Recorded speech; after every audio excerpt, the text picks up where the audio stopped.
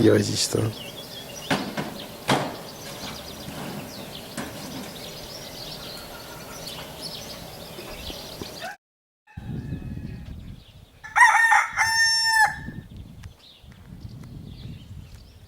Un village.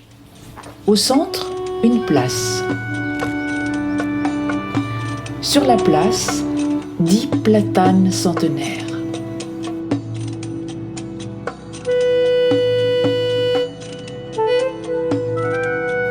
D'un commun accord, leurs branches dansaient en partenaires. Se dédoublant régulièrement dans une stricte fantaisie. D'un mouvement, chaque branche susurrait un mot à son vis-à-vis.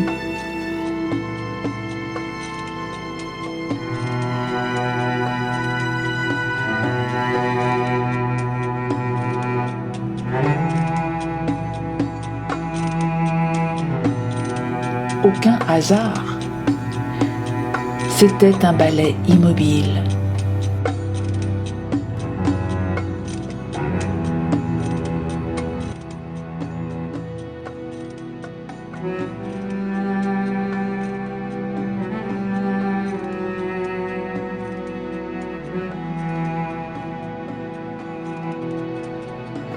Une solide puissance plantée en terre.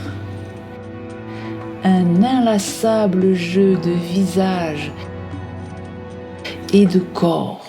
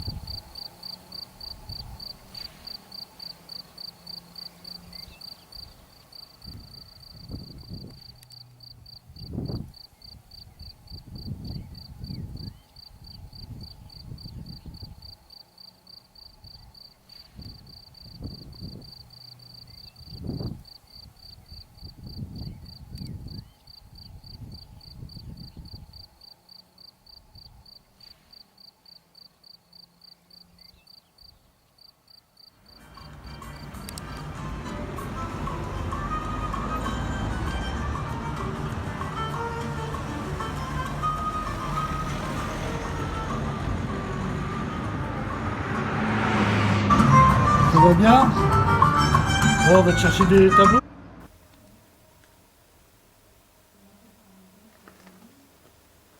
Au lieu de se dire, tiens merde, c'est des tournesols, merde, c'est des mauvais jours qui arrivent, c'est l'hiver. Ouais. Dire, ouais, merde, on devrait dire, ouais, c'est cool, cette année il y a des graines, l'année prochaine il y en aura. Il y en aura.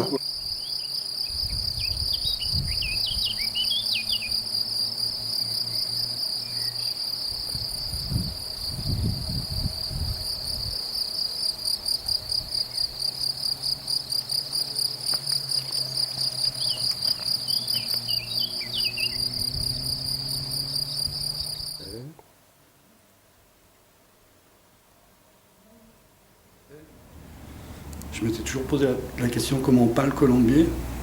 Ouais. Ça m'a forcé, le premier confinement qu'on a eu. Ouais. Je me suis dit, allez, il faut que je fasse un truc sur Ah oui, t'en as fait beaucoup. Ouais, j'en ai fait une cinquantaine. Cinquantaine de colombiers. Ouais, d'accord. Ouais, d'accord. Voilà, puis c'est l'endroit où je vais avec mon chien.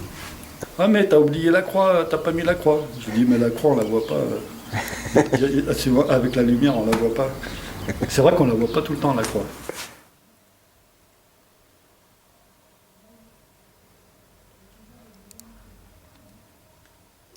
Un par jour. Un par jour, tu faisais un colombier par jour. Voilà. Qui allait voir les patients en question. Voilà. Ah, d'accord. Et, et ça les a stimulés? Pas du tout, parce que ça s'est pas fait. Moi, j'ai continué sur l'idée. Ah oui, d'accord. Mais mes collègues au boulot, les ergothérapeutes, elles ne voulaient pas passer par Facebook. Tu vois, elles ne voulaient pas qu'ils aillent voir des trucs, tu sais, surtout à l'époque, il s'est passé plein de trucs assez anxiogènes, quoi. Après, ouais. C'est des malades. Ah oui, d'accord, d'accord. Et ils n'ont pas réussi à mettre un truc interne. Et moi, j'avais eu cette idée, et je me suis dit, c'est pas que pour les malades aussi, c'est pour tout le monde. Oui, ouais, évidemment. Enfin, on est tous malades, hein.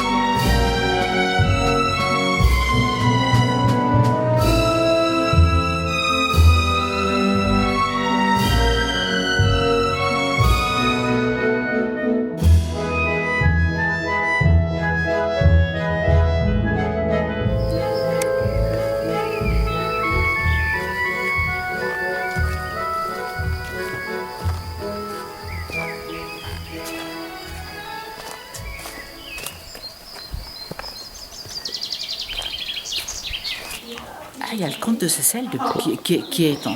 Oui, bien sûr, sur la commune de... C'est pas la commune, c'est sur le hameau de Sotonneau. Et voilà, donc c'est lui qui avait organisé ça, puis il est très accro à l'histoire de Châteauneuf. Ça représentait en fait à l'époque Chambéry. Ça serait Chambéry aujourd'hui, disons, avec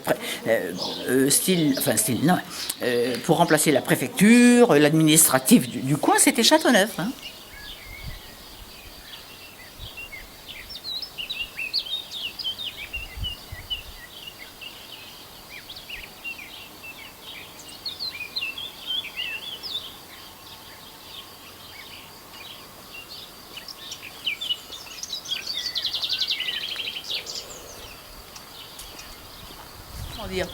Mon père qui était né en 1924, avec son frère qui avait 2 ans de plus, donc ça faisait des enfants qui avaient 10, 12, 14 et... Oui, entre 10 et 15 ans. Monté à l'école à Songieu depuis le hameau de Bassieux, et le premier voisin qui était un petit bonhomme très marrant, il disait aux enfants, quand vous montez à l'école à Songieu, faut vous arrêter à Châteauneuf. Et il faut creuser, parce que vous allez trouver de l'or. Et oui, ah bon, et qu'est-ce que c'est? Eh bien, de l'or, quoi? Moi, le petit vieux disait, moi, je sais qu'il y a un cheval grandeur nature enterré avec sa charrue, en or massif. Alors, creusez, cherchez. Et les gosses, qu'est-ce qu'ils faisaient? Ils creusaient, et ils s'étaient fabriqués dans un cahier d'école qu'ils avaient découpé en petits calepins. Tous les jours, ils notaient qu'ils avaient gratté, peu ou beaucoup, et qu'ils avaient trouvé ou pas trouvé, mais ils n'avaient rien trouvé surtout. Ils cherchaient un cheval grandeur nature et la charrue enterrée à Châteauneuf. C'est unique, c'est très marrant. Mon père, son voisin, son frère, son autre voisin. Donc il y avait de toute façon 5 enfants de Bassieux qui montaient tous les jours et qui pensaient vraiment trouver de l'or à Châteauneuf. Eh ben non. Enfin, cheval grandeur nature avec la charrue, non. Il y a de l'or à Rome et à Songieu. Ah oui, pourquoi à Songieu? Eh bien parce que c'est l'or de Châteauneuf.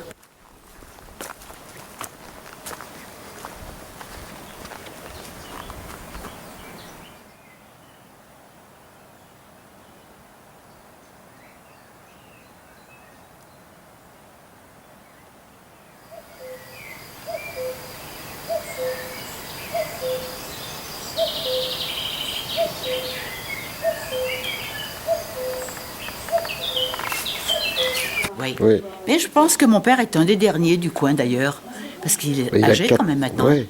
Eh bien, je vais vous dire, il avait 2 premières sœurs et ils étaient 4 de la même famille au maquis. Au maquis, hein, pas au maquis, avec Roman Petit et tout ça, oui. Il vous racontait son maquis? Bien sûr, vous savez, ils avaient 20 ans, donc bien sûr qu'ils nous ont raconté. Parce que là, il y a eu Là, il y a eu les chauffourées.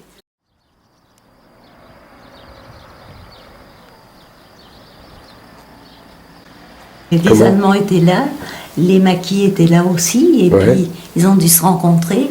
Et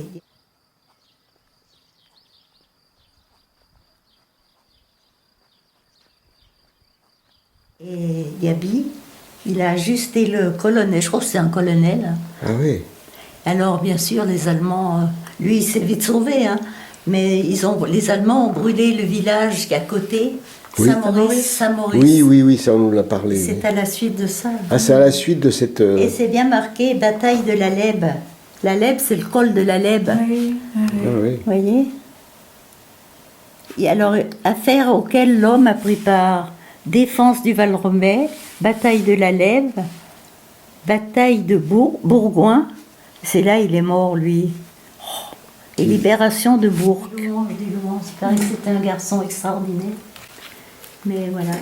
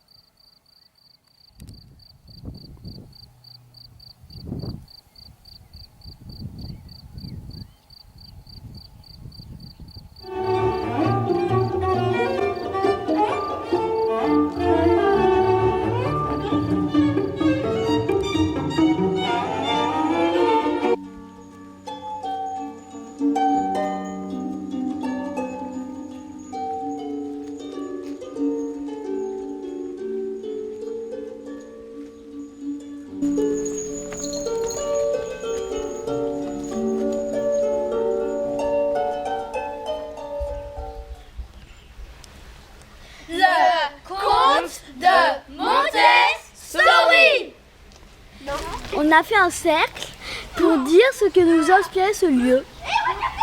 Donc on a sorti plein de thèmes. L'amour, le romantisme, que ça avait un beau paysage, qu'il y avait une chapelle, une fontaine. Tout ça, ça pouvait faire une belle histoire. C'est un projet qui rattache à des choses qu'ils ont vues cette année, démocratie, dictature. Il y a eu des élections présidentielles cette année, c'était très très riche ce contexte-là abordé avec eux.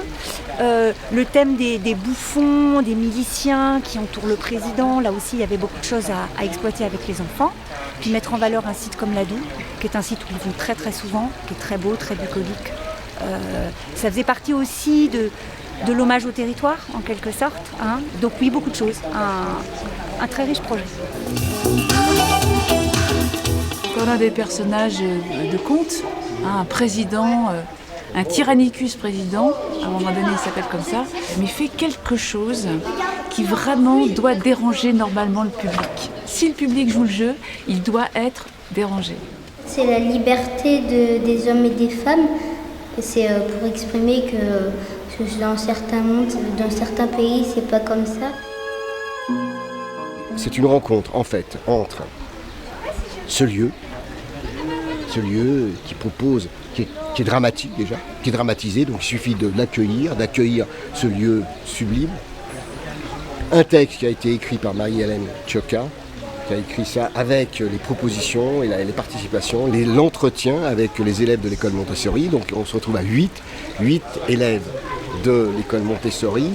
Et moi il faut que je mette en scène son texte, le lieu et l'énergie, l'invention, l'inventivité des comédiens. Nous tous les droits. Droit de et deux. Et surtout deux. Et aussi deux. Et deux. Et aussi deux.